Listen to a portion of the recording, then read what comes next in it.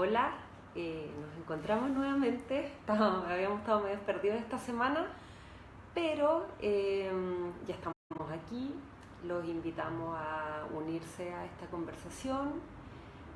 Me encuentro junto al doctor Cristian Thomas, director del Centro de Estudio de la Sexualidad. Yo soy Michelle Thomas, psicóloga clínica, directora académica del CEST. Y hoy día vamos a conversar un tema que nos parece que es muy interesante y que además involucra a una parte importante de la población y que tiene que ver con los estilos relacionales más evitativos y sus implicancias en la infancia, en la adultez, cómo podemos reconocerlos, cómo se forman, cuáles son las estrategias que utilizan, para que vayamos conociendo un poquito más del tema. Sí, yo lo que recalcaría es que más que estigmatizar o estigmatizarse a sí mismo en la medida que se puedan ir reconociendo con un estilo más evitativo, está el de poder entender la maravillosa estrategia que logra utilizar un niño o una niña en un momento traumático de su vida para poder sobrevivir. Y gracias a esa estrategia, tal vez muchos de ustedes, como tal vez muchos de nosotros, estamos acá y somos profesionales o somos personas que tenemos nuestras actividades, que tenemos familia, que tenemos relaciones, pero lo importante es aprender cómo se construyó para que podamos también entender qué es lo que tenemos que agregarle a esta estrategia, qué es lo que tenemos que completar para tener estrategias mucho más utilizables en la vida. Sí. Bueno, vamos a conversar un poquito acerca de cómo se origina el estilo relacional evitativo. Y cuando pensamos en un estilo relacional evitativo, lo que tenemos que pensar es que hay una historia que ha sido determinante para el niño en términos de no haber encontrado en el cuidador primario, en los primeros años de vida sobre todo, un otro que pudiera responder de la forma que él necesitaba a sus necesidades, a sus deseos, a sus llamados, a las funciones que un bebé necesita durante los primeros años de vida. Yo creo que eso es lo básico, que los cuidadores no fueron capaces de responder a las necesidades del bebé, necesidades fundamentalmente en lo emocional, es decir, en ser entendido en lo que necesitaba emocionalmente, porque estos padres o estos cuidadores habitualmente responden en otras necesidades, responden en necesidades económicas, por ejemplo, responden en necesidades alimenticias. O sea, pero no quiere decir que son padres que no están necesariamente. Y que no están disponibles a veces en otras cosas, pero en lo que un niño o una niña necesita en los primeros años de vida, que es tratar de ser entendido, de ser acogido, de ser leído, sostenido, allí es donde hay ciertas dificultades. Vuelvo a reiterar, no porque sean malos padres, sino que porque a veces no tienen las herramientas o traen consigo un modo de crianza, un modo de cuidado que va a replicarse en ese niño o en esa niña. Recordemos que los apegos son transgeneracionales y por lo tanto si no hay una revisión de mi estilo relacional, lo más probable es que eso es lo que yo vaya a hacer con respecto a mis hijos y por lo tanto se va a ir replicando de generación en generación. Por lo tanto, no calificamos de malos a esos padres, sino que simplemente carentes de herramientas que les puedan hacer ver lo que realmente los niños están necesitando en esa época. Exactamente. Y desde esa perspectiva, entonces, este niño que crece en este trauma relacional, en donde hay más descoordinaciones que coordinaciones y que probablemente las descoordinaciones no son reparadas en el momento oportuno, entonces tiene una vivencia y una experiencia en relación al mundo que es específica y particular y que en general tiene que ver con que no hay otro ahí para mí y con una vivencia de profunda soledad con respecto a poder encontrar vínculos que realmente estén disponibles para sus necesidades. ¿Cierto? Exactamente. En el fondo lo que empieza a aparecer es una profunda soledad en este niño o en esta niña de no contar con alguien, de no poder encontrar a alguien al cual acudir para volcar sus necesidades. Y entonces lo que empieza a aprender desde muy temprana edad, algunas investigaciones muestran que ya a los 6 meses se empieza a construir una estrategia, que ya vamos a hablar de ella, en la cual el niño o la niña cata, se da cuenta, percibe que no están las condiciones dadas para ser entendido, y por lo tanto le quedan básicamente dos alternativas: o se derrumba o elimina, saca todo aquello que lo está perturbando, que son habitualmente las necesidades emocionales, las guarda, las esconde bajo 7 llaves y se dedica a cultivar una parte de sí mismo, que habitualmente es un desarrollo cognitivo, para que lo emocional lo deje separado, apartado, y se dedique básicamente a afirmarse en lo más racional, en lo más cognitivo. Es una estrategia de supervivencia, ¿cierto? Exactamente. Frente a un mundo que no responde a lo que yo estoy demandando, entonces lo que me queda es no seguir demandando, no tener necesidades, y por lo tanto lo que empieza a suceder es que estos niños muy tempranamente, como decía el doctor, comienzan como a desconectarse de sus propios estados emocionales, de sus sensaciones, de incluso algunas regulaciones fisiológicas en algunos momentos, como que se olvidan de cuidarse, tienden a cuidar muy poco también a otros, y eso a lo largo de la vida uno lo puede ir viendo en distintos momentos y en distintas características o efectos que va teniendo esta forma. Exacto, para ilustrarlo lo podemos poner en un ejemplo muy simple. Imaginémonos un niño que está durmiendo en su pieza y de pronto siente miedo, se levanta en la noche y entonces va hacia donde los papás, se para al lado de la cama y le dice, papá tengo miedo, mamá tengo miedo, y los papás le dicen, vaya a su cama, no hay nada que te pueda dar miedo, acuéstese y duérmase.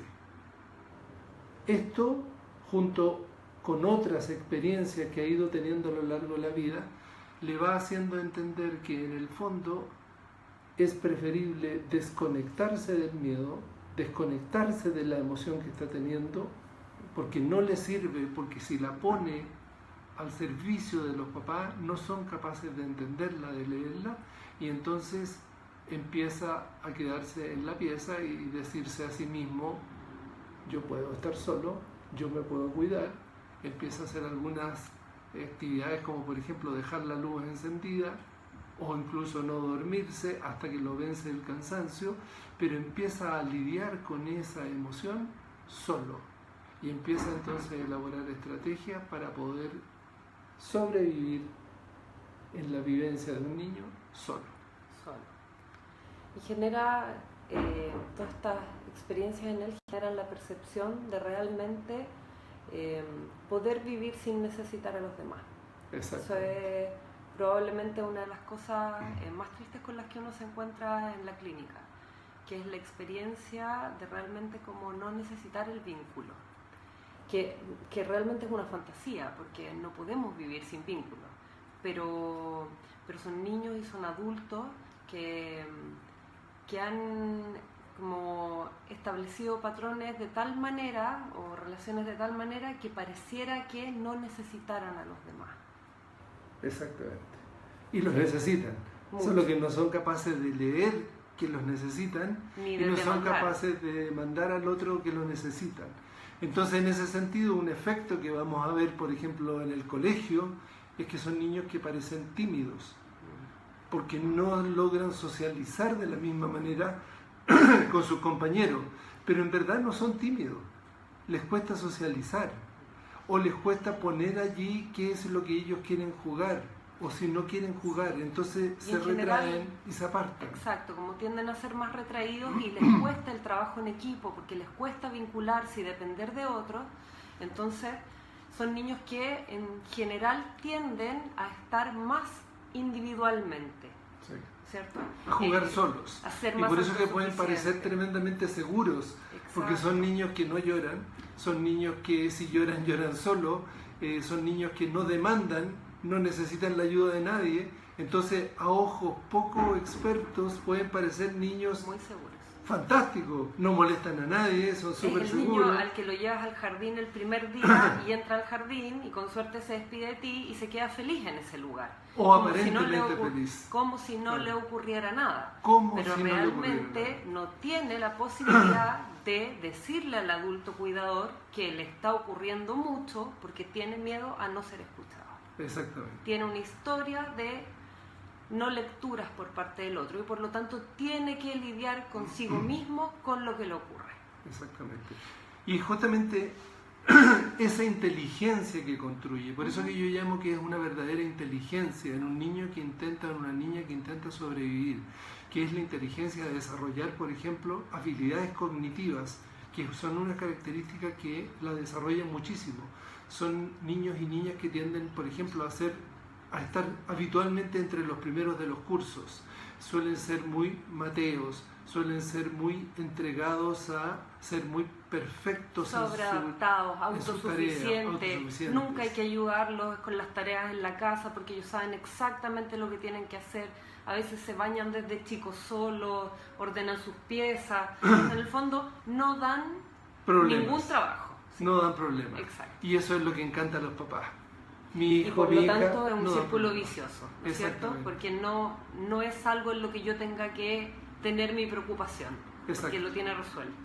Y por lo tanto es una inteligencia que los hace tener recursos que son fantásticos para cualquier niño. Exacto. ¿Ya? Capacidad, por ejemplo, de trabajar solos, capacidad de estudiar, capacidad cognitiva, suelen ser muy buenos alumnos en el curso, pero tiene como toda cosa un lado negativo. Y el lado negativo es que les cuesta más vincularse, tienden a tener muy pocos amigos, tienden a tener redes sociales muy reducidas o a estar más conectados con la tecnología que con las personas. Exactamente. También es una dificultad. Y a través de eso tener como aparentemente muchos amigos, pero en realidad tienen muy pocos amigos, y a construir una intimidad muy pobre. Y probablemente esa es una gran desventaja, que suelen no profundizar en las relaciones y en los vínculos, suelen, por ejemplo, tener dificultades para hablar de sí mismos, suelen no recurrir a las terapias porque no entienden quién los podría ayudar cuando siempre han hecho las cosas solos, y tienden a tener algunos, cuando la situación de vitalidad es bien extrema, cuando hablan de sí mismos, suelen tener una especie de desgarro interior, como si se vaciaran y quedaran sin nada y por lo tanto dejaran de ser. Es como que son porque tienen todo comprimido acá adentro. Y entonces cada vez que con algún amigo o alguna amiga suelen como vaciarse un poco, luego llegan a sentir una sensación de autotraición tremenda, de decirse, nunca debería haber hablado de mí ni haber contado estas cosas. Esto me va a jugar en contra, seguramente en algún momento. Exactamente. Esa es la sensación. Y bueno, y la idea es como también hablar un poco de cómo se ve esto en la adultez, ¿no es cierto? Porque hemos hablado un poco de cómo se puede detectar en los niños, pero en la adultez lo que encontramos es un poco lo mismo. Relaciones que muchas veces no son tan vinculadas, con poca conexión emocional, con bajos niveles de intimidad, ¿no es cierto? Sobre todo cuando son como a largo plazo, permanecen en estas relaciones, pero muy poco involucrados en las relaciones. Sí. Muchas veces se hacen cargo de las relaciones o de las parejas, pero no desde la perspectiva emocional, porque es algo que se les dificulta mucho. Y en ese sentido el dinero, el poder económico puede ser un facilitador para que ellos funcionen muy bien. Entonces establecen relaciones un poco asimétricas en el sentido de ellos hacerse cargo económicamente, el sustento, de resolver los problemas, se hacen cargo de los padres, resuelven las dificultades con los hermanos, son una especie como, empiezan a transformarse en una especie como de padrinos, digamos, de la familia, pero cada vez que hay dificultades y tensiones sienten mucho disturbio, entonces siempre evitan los problemas. No van a enfrentar, no van a solucionar problemas, sino que hacen todo lo posible por atenuar los problemas. Atenuarlo o resolverlo por sí mismo y ya, mira, yo voy a hacer esto y lo resuelven, pero no tienden a generar como la confrontación de poder ponernos de acuerdo en qué hacemos con lo que nos está pasando. Confrontación que es tan necesaria entre los humanos, que cada uno plantee su punto de vista y que negociemos. No, ellos tienden como a, ok, yo me hago cargo de esto, no te preocupes. Si tú te querías ir de vacaciones, ándate nomás, yo me quedo acá y no salgo de vacaciones y yo me quedo a cargo de... Tienden ellos a negociar de una manera muy especial, evitando todo el disturbio emocional que puede significar un conflicto. Porque es justamente lo que les hiere y no quieren sentirlo.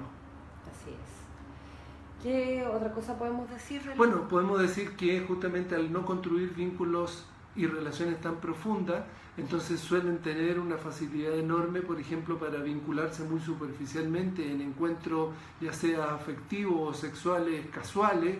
Suelen, por ejemplo, tener una habilidad especial para la infidelidad, porque no hay un mayor compromiso. Suelen terminar las relaciones de pareja y dar vuelta la página rápidamente. Es como que si se acabó, se acabó. Como si el otro no hubiera existido. Exactamente. Lo cual por un lado es una habilidad fantástica que ojalá todo el mundo quisiera tener, pero por otro lado... Pero en el fondo es una máscara. Sí. Es algo que ellos muestran, que ellos están como condicionados a funcionar de esa manera, pero que probablemente no es lo que realmente quisieran estar haciendo. La mayor parte de ellos quisiera decir desesperadamente no te vayas, quédate conmigo, perdóname, y sin embargo no pueden. Sí. En casos más extremos me gustaría recalcar también, por ejemplo, en que son personas que necesitan tener todo el control y todo el poder. Y por lo tanto, en términos, por ejemplo, de la frecuencia sexual, ellos la deciden. Y a veces, como tienden a evitar el encuentro sexual porque implica intimar, conexión, suelen bajar mucho la frecuencia sexual y depende solamente de cuando ellos tengan ganas. Como están desconectados de sus propias necesidades y obviamente de las necesidades del otro, son personas que suelen decir, es que yo no siento mucho deseo. Para mí el deseo sexual podría vivir sin sexo. Yo más bien tengo sexo por complacer a mi pareja para que no haga problemas, pero en verdad yo podría vivir sin el sexo. Y en verdad lo que pasa es que tienen el deseo, pero no logran sentirlo, no logran conectarlo, porque eso significaría acercarse a otro, compartir con otro. Y junto con las disfunciones de bajar la frecuencia y el deseo sexual, pueden aparecer otro tipo de disfunciones como son dificultades con el orgasmo, por ejemplo. Dispareunia, vaginismo, también por evitar como el contacto o el ir muy tensos a la situación, claro, a la relación sexual. O eyaculación precoz, que es una forma de también... de salirse rápidamente del contacto y de la conexión emocional con el otro. Recalcar que son muchas veces y la mayor parte del tiempo brillantes, intelectuales, sabios, muy buenas personas, grandes académicos, porque realmente ellos han hecho la pega de sobreestimular su cerebro y sobreestimular su hemisferio izquierdo y disminuir un poco el derecho y las necesidades y las sensaciones, y por lo tanto en eso realmente son muy buenos. Muy buenos. Y la invitación es que si se han sentido en algún momento aquí interpelados, un poco interpelados, interpretados o enunciados, es como a equilibrar las cosas. Sí. Equilibrar las cosas. Ya son brillantes, ya son intelectuales, sí, ya demostraron que pueden hacer todo, y tal vez hay que bajar un poco y conectarse un poco con lo emocional, por difícil que sea, porque las dificultades en la adultez son gigantes en términos de la pérdida de familias muchas veces, de la no conexión con los hijos, de la pérdida de la pareja, porque la pareja se siente cero comprendida y acogida. Entonces, por lo tanto, es como una invitación a poder como flexibilizar un poco el estilo, ir pudiendo incorporar herramientas distintas. Sí.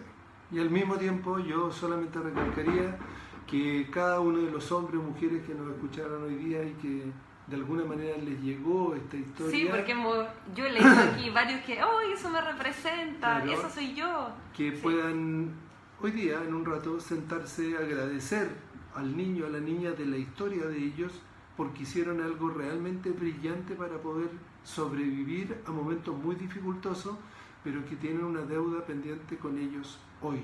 Y esa deuda es poder incorporar esa otra parte que quedó guardada bajo 7 llaves, que lo guardan como un tesoro, que muy ocasionalmente lo sacan, lo muestran, pero habitualmente lo tienen guardado allí, esperando encontrar algún día a alguien que realmente los quiera, los entienda y los acoja en sus necesidades. Y lo que no se dan cuenta es que alrededor tienen mucha gente que los quiere, que los acoge y que está dispuesto a ver sus necesidades. Sí. Así que esa es una invitación. Nos despedimos por hoy. Les agradecemos los comentarios. Estamos tan embalados de repente conversando que como que se nos olvida como irlo leyendo en voz alta, pero estamos felices. Les invitamos a que nos compartan, a que nos comenten y nos estamos viendo la próxima semana con otro tema. Seguramente vamos a abordar tal vez otro estilo relacional para irnos conociendo más cada día. Sí, les pedimos que difundan porque nuestro único propósito es educar. Exacto. Y si a alguien le sirve estos 15, 20 minutos, maravilloso. Entonces comportámoslo entre todos. ¿Ya? Un abrazo. Cuídense. Chao.